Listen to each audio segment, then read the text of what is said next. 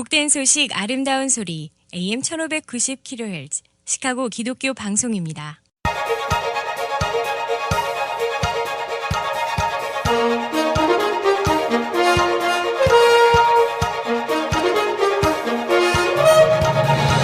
김정일 해설위원의 시사 해설. 세상을 넓게 봅니다. 삶의 지평이 넓어집니다.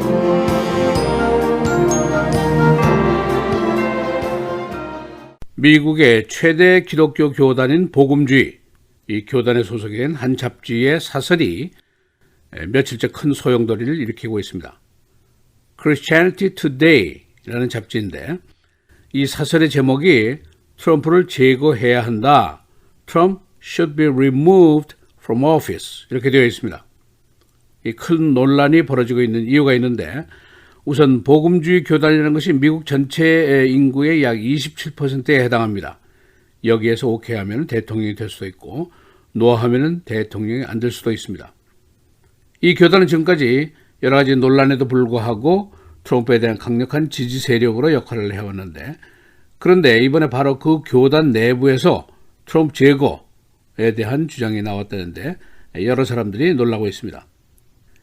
이 잡지는 규모가 비교적 작은 기독교 언론사인데 이 사설의 영향이 어느 정도냐 해석이 분분합니다.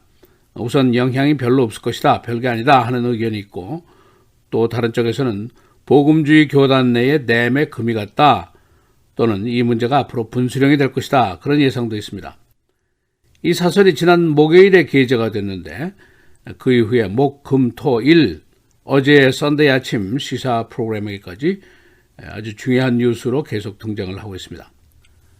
같은 크리스찬이지만은 문화권에 따라서 성격이나 그 행동 규범이 크게 다른 것은 우리가 잘 아는 일입니다. 백인, 남부, 복음주의, 에반젤리컬 교단은 낙태, 동성애, 기후변화 이런 소셜 문제부터 시작을 해서 시리아, 커드, 제루살렘 대사관 이전 문제까지 국제 문제까지 현실 참여 의견을 활발하게 내놓는 그룹입니다. 또 그런가 하면 흑인교회에서는 전통적으로 민권 문제, 인권 문제에 대해서 투쟁적이고 또 그런가 하면 한인 이민교회는 교리적인 신앙 지도에 중점을 두고 비현실적인 태도를 견지해 오고 있습니다. 어느 것이 옳은 것인지 그런 것인지 정답을 낼 수는 없는 일입니다. 그러나 현실적인 태도에 따라서 교회의 역할이 크게 다른 것은 사실입니다. 그래서 오늘은 Christianity Today의 사설 내용은 어떤 것인지, 이로 인해서 벌어지는 논란은 어떤 것인지, 또 문화권에 따른 교회의 역할의 차이는 어떤 것인지 알아보겠습니다. 이 잡지의 사설이 게재한 내용은 한마디로 트럼프를 권좌해서 몰아내라 하는 것입니다. 트럼프가 총체적으로 부도덕한 인격, immoral character를 갖고 있기 때문이다 라고 이유를 대고 있는데 이것 때문에 우리가 처한 도덕적인, 정치적인 위험에 균형을 잡을 수가 없기 때문이다. 구체적으로 그 이유를 대고 있습니다. 이 비교적 작은 규모의 잡지가 게재한 한 장의 사설이 일파만파를 일으키면서 지난주 내내 큰 논란을 야기했습니다. 이 잡지는 시카고에 있는 위튼 칼리지 부근에 사무실이 있고 편집 요원 50명 정도, 발행부수 12만 부, 온라인 구독자가 한 3,400만 명 정도 되는 비교적 작은 규모의 기독교계 언론사입니다. 곧 은퇴하는 편집장 마크 갤리가 트럼프를 도덕적으로 혼란스러운 인간의 대표적인 예다라고 혹평을 했습니다. 이 잡지는 지금 트럼프의 강력한 지지자인 프랭클린 그램의 아버지인 빌리 그램이 1956년도에 창간한 잡지입니다. 강력한 트럼프의 지지 세력인 미 복음주의 교단 내에서는 이런 사실이 등장했다는 것을 일종의 반란 행위로 볼 수도 있습니다. 화이트하우스와 기존의 교단 리더들은 대수롭지 않다라고 이 사실을 폄하했습니다만 또 다른 주요 언론들은 다른 데로 아닌 복음주의 교단 내에 이런 새로운 의견이 등장했으니까 내맥 균열이 아닌가라고 촉각을 세우고 있습니다. 미국의 복음주의 교단은 전체 인구의 27% 정도, 크리스천 전체가 한 70% 됩니다. 캐톨릭이 22%니까 복음주의 교단의 세력이 대단한 것입니다. 그리고 이들이 정치적으로 매우 민감하게 현실 참여를 하는 그룹입니다. 이들의 주장은 교리적이고 현실 참여적인데 예를 들면은 동성결혼 합법화 반대, 낙태 반대, 공립학교 기도 권리 옹호 이런 것들이고 그 밖에도 트럼프의 미국 대사관 제루살렘 이전을 지지하고 또 그런가 하면 이들에게 딜레마도 있습니다. 바로 불법 이민 추방 시에 국경지대에서 이산가족을 만드는 것들, 또 시리아에서 커드에게 배반한 것, 또 바로 트럼프 대통령 장본인의 여러 가지 문제성 언행 등 이런 것들이 딜레마로 등장을 하고 있습니다. 복음주의 한 리더의 의견은 트럼프가 성자는 아니다. 세인트 트럼프는 아니지만은 그래도 그가 보수적인 판사들을 임명을 해서 문제가 되고 있는 소셜 이슈들을 정리를 해주고 있지 않느냐. 그리고 조 바이든이나 엘리자베스 워런 같은 진보주의나 개혁주의보다는 그가 낫다. 그런 기준을 갖고 있다고 해석을 하고 있습니다. 즉 백인 복음주의 그룹에서는 현실 사회와의 싸움을 벌이고 있다. cultural war를 하고 있다 하는 식으로 이 상황을 인식을 하고 있습니다. 이 트럼프 입장에서는 이번 현상이 촉발제가 돼서 복음주의 교단 내에서 반란표가 더 나오지 않을까 하는 걱정을 하고 있습니다만 그러나 이미 그가 뱉은 말들은 더 주워 담을 수가 없습니다. 예를 들면 트럼프 대통령이 미시간주 출신인 작고한 하원 의원 존 덴지를 욕하면서 그가 지옥에서 지금 올라다보고 있을 것이다 라고 얘기를 했습니다. Looking up from hell 이라고까지 얘기를 했습니다. 이 덴젤 의원은 살아있을 때에 트럼프를 전능하다라고 비난한 적이 있었습니다. 이에 대한 복수국으로 사자에 대해서 지옥 운운하는 얘기까지 했습니다. 근데 이제 그 밖에 그의 막말은 뭐 셀 수도 없이 많이 있습니다.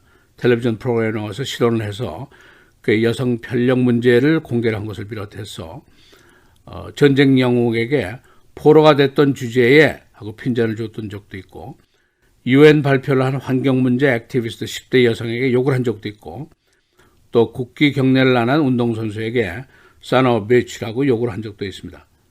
이 사설은 바로 이런 그의 모습을 도덕적, 윤리적으로 타락한 인간으로 치부를 하고 있습니다. 특히 반이민 문제에서 이민자들, 특히 비백인 이민자들을 공격하고 이들에게 막말을 해서 마음에 큰 상처를 준 것, 이것도 지적을 하고 있는데 그래서 같은 크리스찬계에서도 복음주의에 대한 반감을 갖게 된 이유가 바로 여기에 있습니다. 예를 들어서 CNN의 유명한 앵커맨인 단 레몬이 프랭클린 그램 목사와의 인터뷰 중에 그가 트럼프를 계속 옹호하는 발언을 하니까 나도 유년주일학교부터 교회 다닌 사람인데 당신 같은 목사는 처음 봤소 라고 공개적으로 핀잔을 준 장면은 유명한 일화입니다. 그러니까 백인 복음주의 교단은 거의 전 분야에 걸친 사회 현상에 대해서 적극적으로 개입을 합니다. 그리고 선거에 적극적으로 참여를 합니다. 그런가 하면 흑인 교회는 전통적으로 민권, 옹호를 위해서 개입을 하고 바로 락코인 맥다널 사건 재판 시에 대규모 시위를 준비했던 것도 흑인 교회가 주도한 것입니다. 그런가 하면 한인 이민교회들은 이민 초기에 교회가 공항 픽업부터 시작해서 아파트먼트 얻어주기, 잡 잡아주기 이런 소셜 서비스 역할을 교회가 열성적으로 한 적이 과거에 있습니다. 그러나 이민 반세기가 지나면서 지금 이런 모습은 없어졌습니다. 전통적으로 한국 교회는 현실 참여에 미온적이고 그 역할을 제한해 왔습니다. 최근에 한국의 모습은 좀 다른 현상을 가지고 있습니다만은 그래서 교회 일부에서는 이것을 한국 교회 전통에 따른 종교 분리주의다라고 해석을 하고 있습니다. 그러나 또 다른 일부에서는 한인 이민사회 리더들이 현실 문제에 대한 인식 부족 때문이다라고 얘기를 하기도 합니다. 여하튼 여기서 옳고 그름의 정답을 찾을 수는 없습니다. 이건 우리 전통이고 우리식이다라고 하면은 반론의 여지는 없어집니다. 그러나 주류 사회는 비백인, 이민, 소수계 그룹을 피보호계층 protected class 또는 소외 그룹 underrepresented group으로 분류를 합니다. 그리고 법적으로 사회적으로 보호하고 옹호하려는 여러 가지 정책을 펴고 있습니다. 그러나 주류사회의 이런 지원에도 불구하고 정작 당사자인 우리, 즉 나그네 그룹이고 억압받는 그룹, oppressed 그룹의 한인 커뮤니티에서는 별로 관심도 없고 반응도 없습니다. 그러니까 커뮤니티 전체 분위기가 이 문제에 대해서 절실하지 않으니까 그냥 가면 안전한 것이고 별 말썽을 빚을 여지도 없어지게 됩니다. 그러나 이것이 교회 리더 그룹의 무능 때문이 아닌지 또는 이해 부족 때문에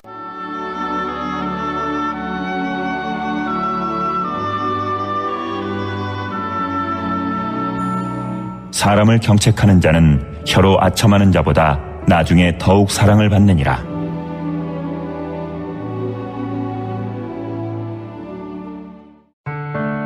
미디어를 통한 세계 선교를 꿈꾸는 KCBS. 이제는 라디오가 없어도 KCBS 시카고 기독교 방송을 실시간으로 청취할 수 있습니다. KCBS 시카고 기독교 방송에서는 쉽고 간편한 라디오 청취 서비스를 제공합니다. 스마트폰 애플리케이션 서비스 안내 앱스토어에서 KCBS를 검색해 시카고 다운타운 그림의 KCBS 아이콘을 무료로 다운받아 설치하시면 스마트폰으로 실시간 KCBS 생방송 청취가 가능합니다. 정규 방송 시간 후에는 CBS 기독교 방송이 실시간 방송됩니다. 또한 시카고 기독교 방송 웹사이트 kcbs1590.org에서 생방송 듣기 메뉴를 통해 KCBS 라디오를 실시간으로 청취할 수 있습니다. 김정일 해설위원의 시사해설 방송도 스마트폰 KCBS 앱을 통해 매일 청취가 가능합니다. KCBS 앱의 왼쪽 상단에 위치한 메뉴에서 J-Kim 뉴스를 클릭하시면 다시 듣기 서비스가 가능합니다. 또한 페이스북이나 유튜브에서도 김정일 해설위원의 시사해설 진행 방송 청취가 가능합니다. KCBS 실시간 청취 서비스에 관한 자세한 사항은 시카고 기독교 방송 전화 847-583-영원구원 583-영원구원번으로 문의하시기 바랍니다. 대한민국 밖에서 더 나은 대한민국을 꿈꿉니다. 재외선거 신고 신청으로 당신의 마음을 표현하세요.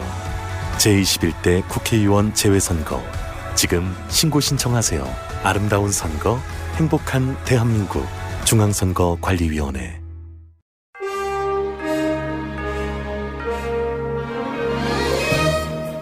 (12월 23일) 월요일 KCBS 헤드라인 오늘의 주요 뉴스입니다. 어제 오전 버지니아에서 69중 추돌 사고가 발생해 최소 51명이 부상을 입었습니다. 사고가 일어난 고속도로는 일시 폐쇄됐습니다. 어제 오전 7시 51분경 버지니아 요크 카운티 소재 64번 주간 고속도로에서 차량 69대가 연쇄 추돌하는 사고가 발생했습니다. 이 사고로 초기에 35명의 부상자가 발생한 것으로 파악됐지만 이후 경찰은 부상자 수를 51명으로 조정했습니다. 버지니아주 경찰은 사고 원인을 조사 중인데 어제 사고 현장엔 안개가 끼고 얼음이 얼어 있었던 것으로 알려졌습니다.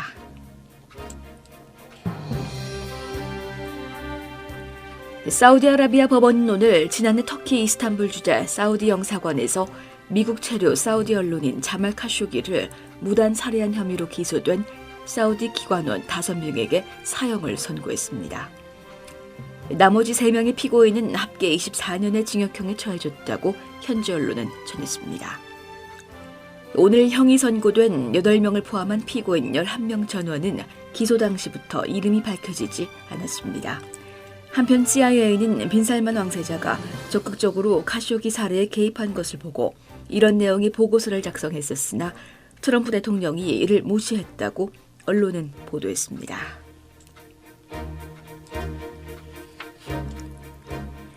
아프가니스탄에서 탈레반 공격에 미군 1명이 전사했다고 정부가 오늘 발표했습니다. 아프간 주둔 미군은 유족의 동의가 있기 전까지는 신원을 공개할 수 없다고 밝혔습니다. 탈레반 측은 지난밤 쿤두즈, 차르다라 지역에서 미군 차량 한 대를 폭파시켰다고 전했습니다. 언론은 미군을 포함해 올해 아프간에서 사망한 해외 병력이 12명이 넘는다고 보도했습니다. 현재 아프간에는 13,000명 정도의 미군이 주둔하고 있습니다. 이 백악관이 유크레인 스캔들 핵심 사건인 7월 25일자 정상간 통화 이후 90분 만에 국방부의 군사원조 보류를 지시한 정황이 나왔습니다. 유크레인 군사원조의 대가성 논란과 직결돼 파장이 클 것으로 보입니다. 비영리 감시단체 공공청렴센터는 지난 20일 이 같은 정황이 담긴 국방부 이메일 등 146페이지 분량의 문건을 공개했습니다. 이 문건에는 백악관 예산관리국 마이클 더피 국가 원조 프로그램 부국장이 유크레인 해외 원조라는 주제로 보낸 7월 25일자 이메일이 포함됐습니다.